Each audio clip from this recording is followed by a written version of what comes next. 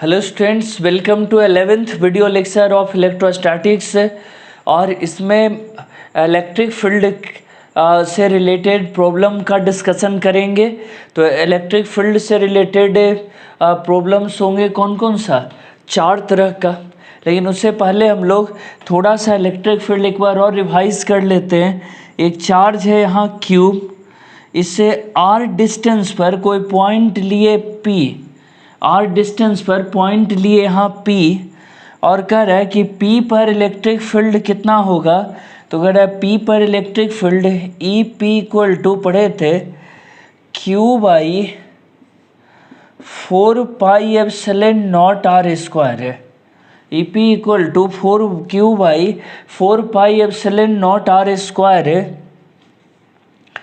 कह रहा है कि अगर वेक्टर फॉर्म में इसी चीज़ को हम लोग समझें, करें तो क्या सीखे थे, EP equal to Q by 4 pi epsilon naught R का क्यूब इंटू वेक्टर R, ऐसे लिखते हैं। इसमें जब इसको वेक्टर फॉर्म में हम लोग सीखते थे तो यहाँ डायरेक्शन आ जाता था R, और नीचे दूरी कितना हो गया, दूरी भी हो गया R, तो R का क्यूब हो जाता है, क्यूब निकल कर आता है। इन्हीं बातों का यूज़ करके एक फॉर्म में और सिखाए थे इसको कि अगर 2 पॉइंट दिया रहे, एक का पोजीशन वेक्टर यहाँ से R1, दूसरे का पोजीशन वेक्टर है R2, और यहाँ से मिला दें। यहाँ कह रहा है कि R1 पर कोई चार्ज है और उससे यहाँ पर इलेक्ट्रिक फील्ड बताना है P पर, तो यहाँ पॉजिटिव चार्ज है तो उससे अवे होगा फील्ड।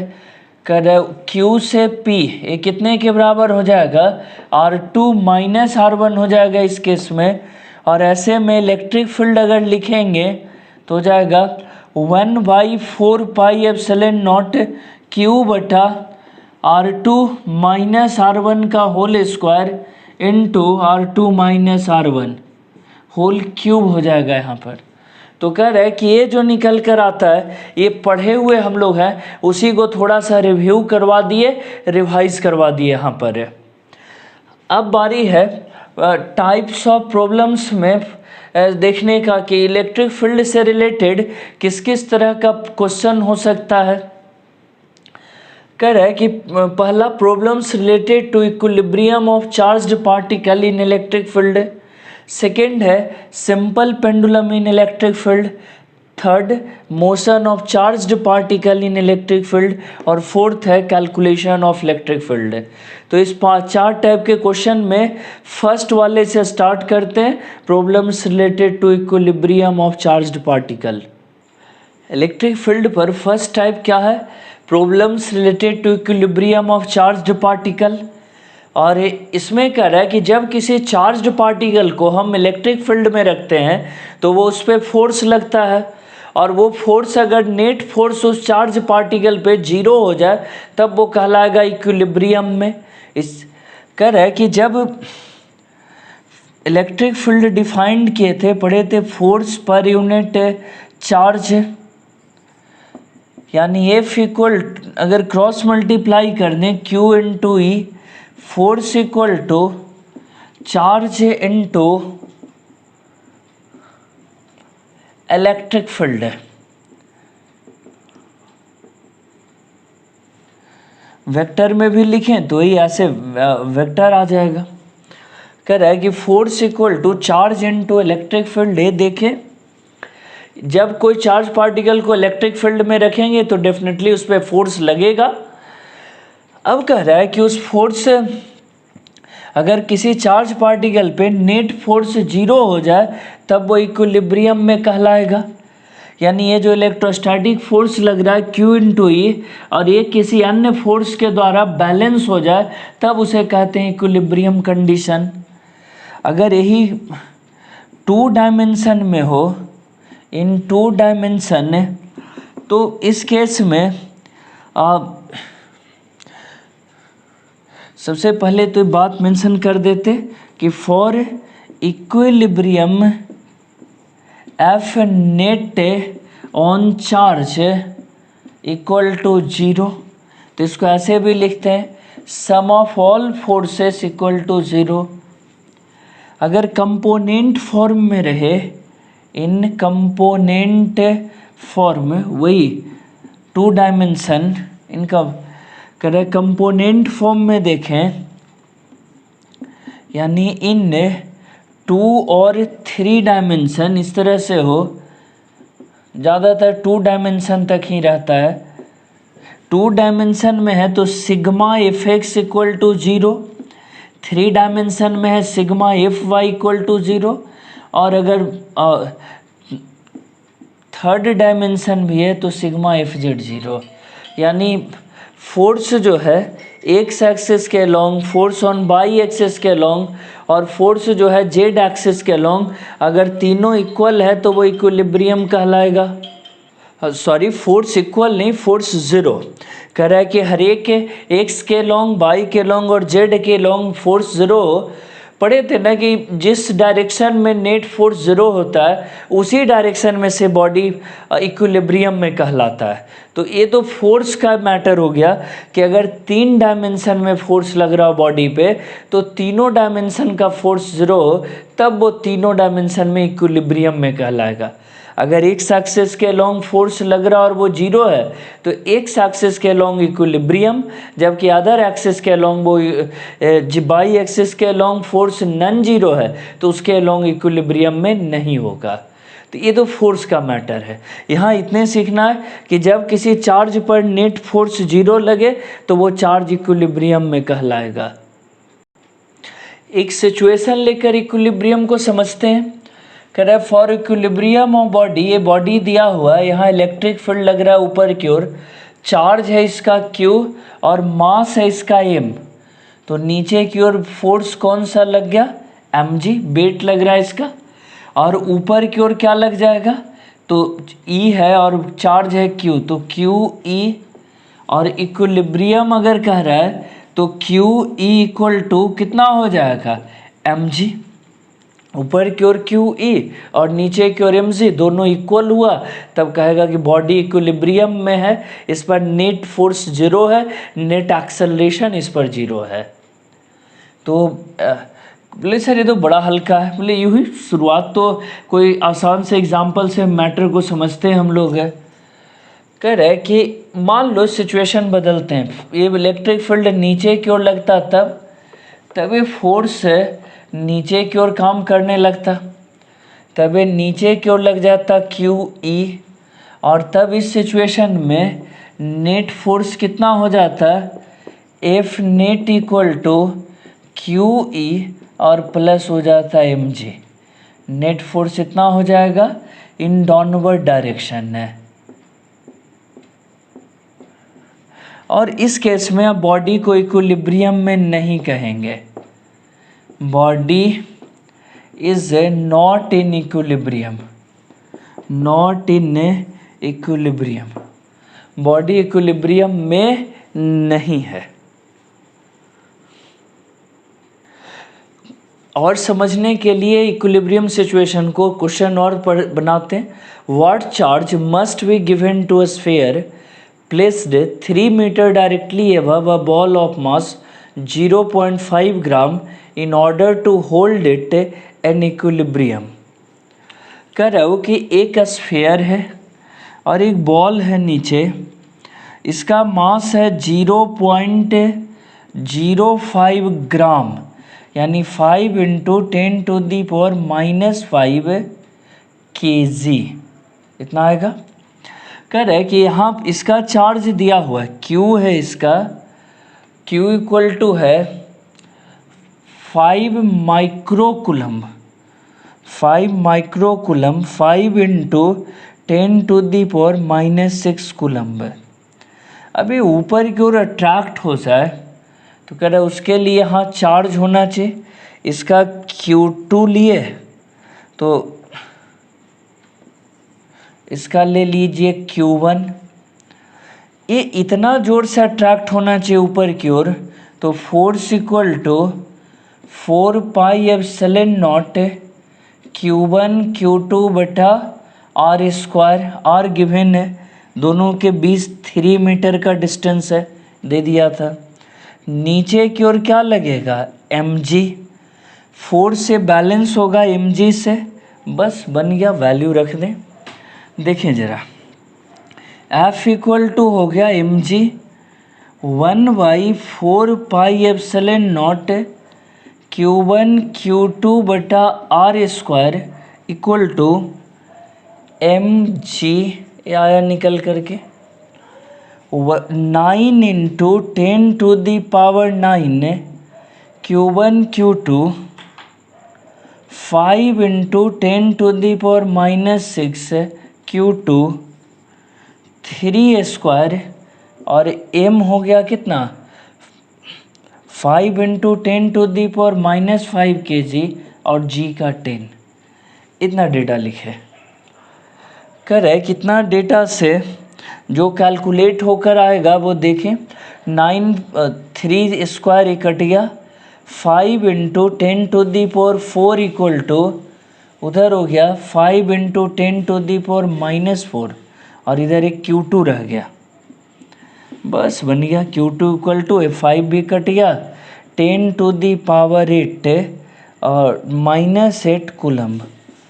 ठीक है, 10⁻⁻8, यानी अगर माइक्रो में लिखें तो -2 माइक्रो कूलम्ब। आंसर हो गया 10⁻⁻2 माइक्रो कूलम्ब।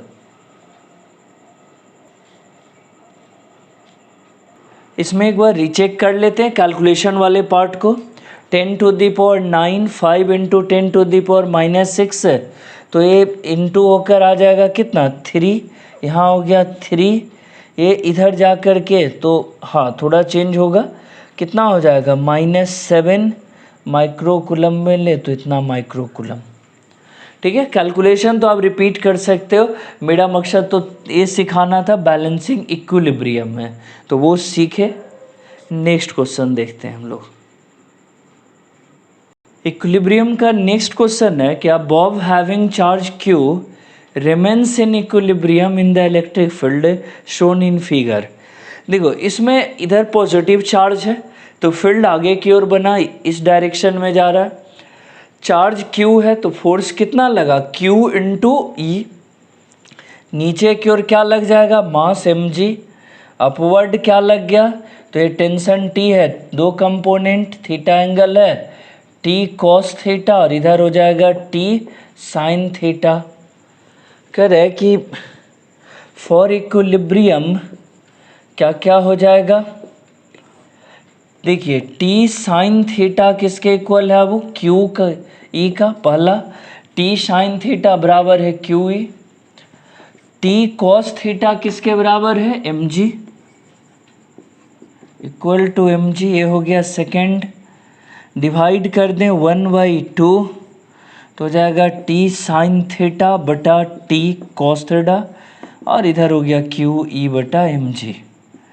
T कट गया, यहाँ आ गया tan theta equal to QE/mg और theta equal to tan inverse QE बटा mg। तो ये इक्विलिब्रियम सिचुएशन एनालाइज करके लाए कि इस केस में इक्विलिब्रियम सिचुएशन क्या होगा। कोई पूछे कि T का मैग्नीट्यूड बता दो, इन दोनों से लेके हम लोग लिख सकते थे, स्क्वायर करके जोड़ दीजिए T square sine square theta T square cos square theta equal to QE square plus mg square, यहाँ से ऐसे लिख दिए। यहाँ से T स्क्वायर कॉमन हो गया, QE square plus mg square और यहाँ से T इक्वल टू हो गया रूट अंडर QE का whole square plus mg whole square. ये आ गया निकल करके यहाँ से T इक्वल टू और निकल गया tension equal to root under QE whole square plus mg whole square है। सीखे इतना कि इक्विलिब्रियम सिचुएशन एनालाइज किए इस क्वेश्चन के लिए भी। और अब देखते हैं इससे आगे नेक्स्ट क्वेश्चन। इलेक्ट्रिक फील्ड के एप्लीकेशन में कह रहा है कि उसमें अगला टाइप हमारा था simple pendulum in electric field. बोले सर इक्विलिब्रियम का उतने क्वेश्चन रहेगा? बोले नहीं, इक्विलिब्रियम पे और क्वेश्चन हम लोग करेंगे, लेकिन अभी जो है सब टाइप, जो 4 टाइप का एप्लीकेशन लिखे वो सीखे। और इसमें तो कह रहा है कि अभी 2 टाइप एक में और 2 एक वीडियो में, ऐसे करके कम से कम वो वेराइटी चारों हम सिखा दें, फिर उस पर हार्ड क्वेश्चन या जो करना है वो बनाएंगे सब। Simple pendulum in electric field है। कह रहा है कि सबसे पहले तो इसमें पढ़े time period of simple pendulum.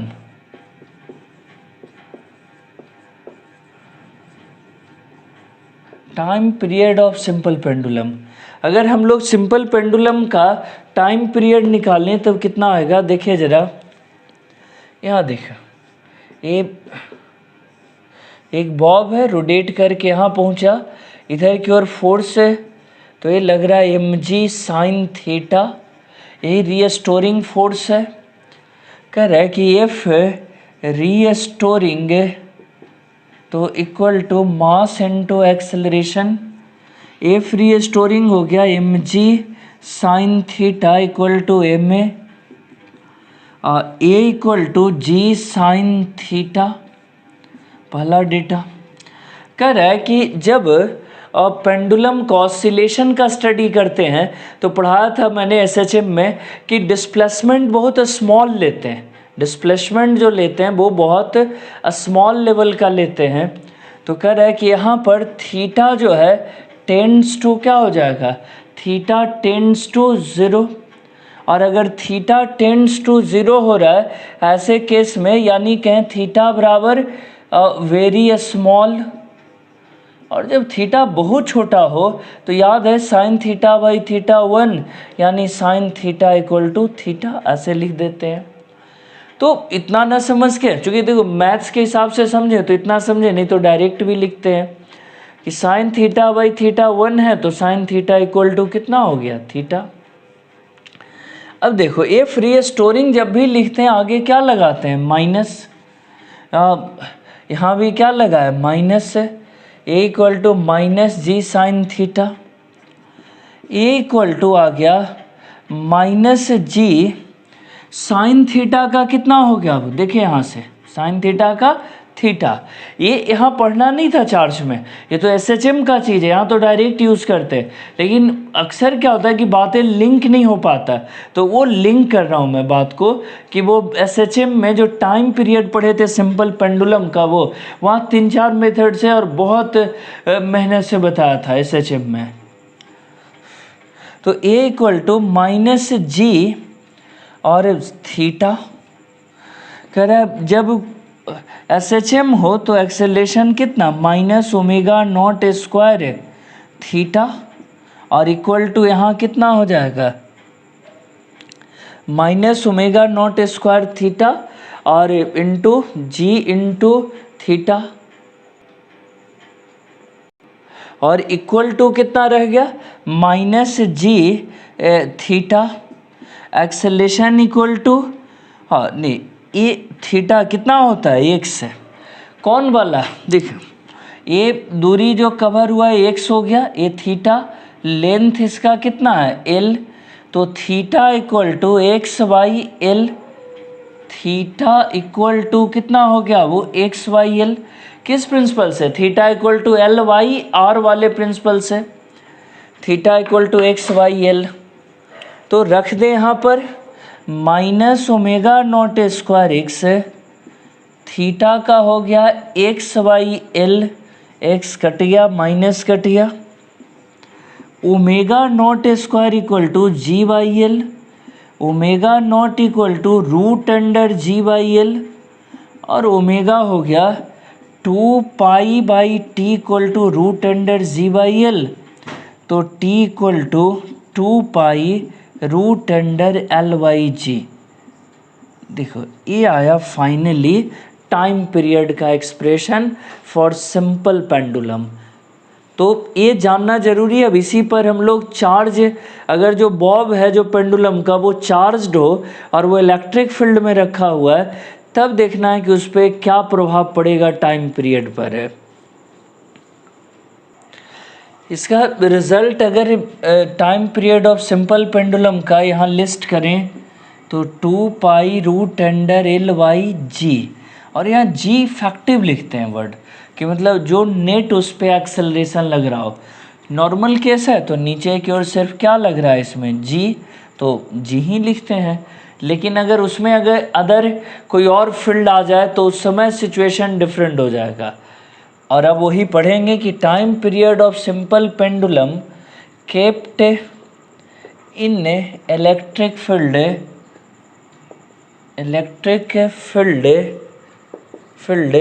E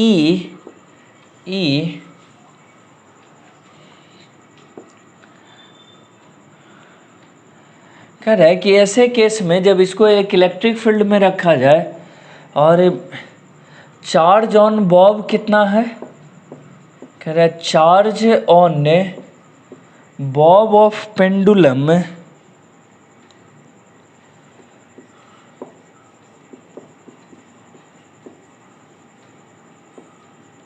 ये जो बॉब है इस पे चार्ज कितना है, तो कह रहा है कि चार्ज है Q, मास है M। तो कह रहा है इस सिचुएशन में अब इलेक्ट्रिक फील्ड जब लगने लगे तो इसका एक्सेलरेशन चेंज हो जाएगा, इलेक्ट्रिक फील्ड के चलते भी एक्सेलरेशन वैरी करने लगेगा। देखिए नीचे की ओर चार्ज इलेक्ट्रिक फील्ड लग रहा हो E, तो इस केस में केस 1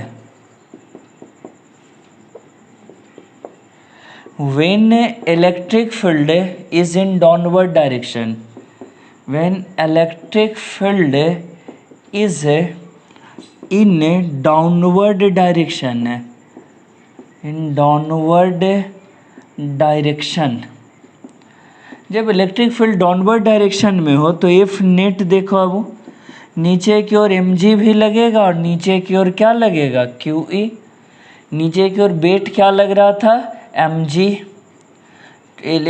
इसके इलेक्ट्रिक फील्ड के चलते क्या लगा Q into E, total force हो गया इतना। F net mass into G effective लिखें ऐसे तो बराबर mg plus QE, G effective equal to हो गया mg प्लस QE और होल डिवाइडेड बाई m, यानी हो गया G प्लस QE/m। अब टाइम पीरियड लिखना है, टाइम पीरियड लिखना तो सीखे हुए हैं। T इक्वल टू कितना हो गया 2π√10⁻⁷G इफेक्टिव।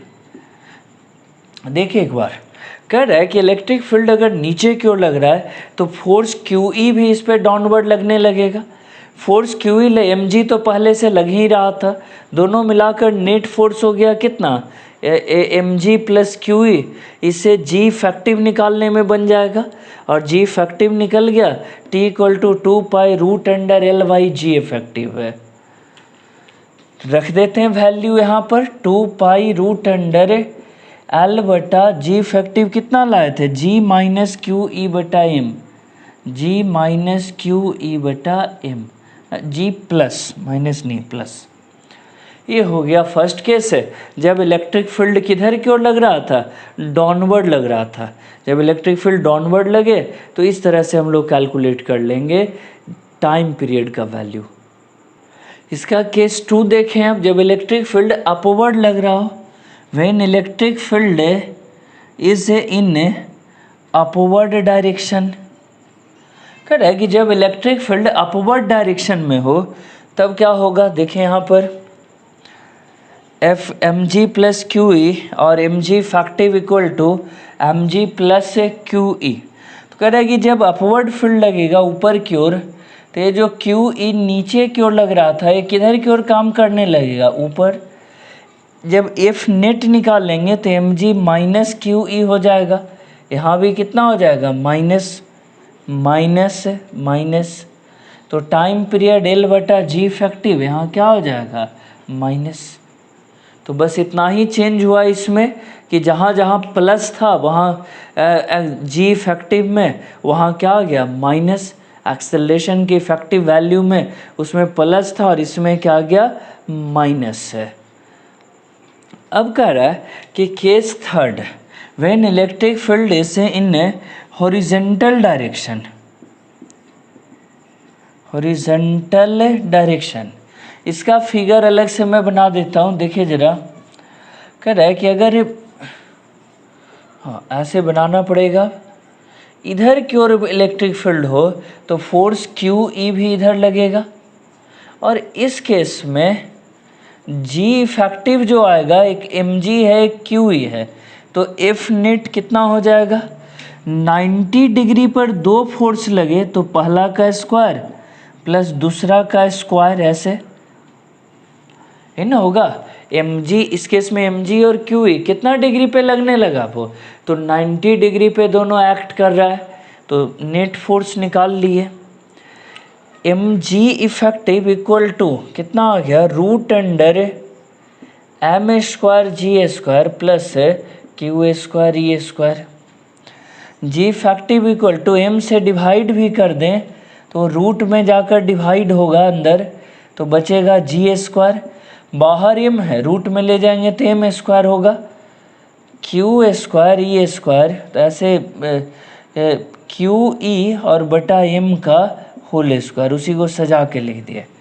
अब देखो ऐसे कैलकुलेशन के समय अक्सर बच्चे उलझ जाते हैं, बोले नहीं एम को उधर ले गए डिवाइड में जाएगा, ऐसे एम है लेकिन रूट के अंदर ले जाएंगे तो एम स्क्वायर बन जाएगा वो, और एम स्क्वायर से दोनों में डिवाइड कर दिए, इक्वल टू आ गया root under G plus Q E बटा M whole square.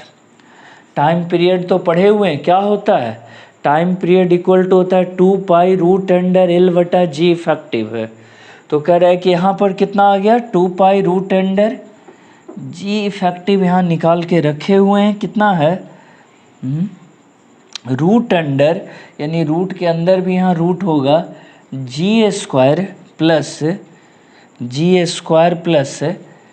Q E by m का होल स्क्वायर, 2 पाई रूट अंडर इतना। तो अगर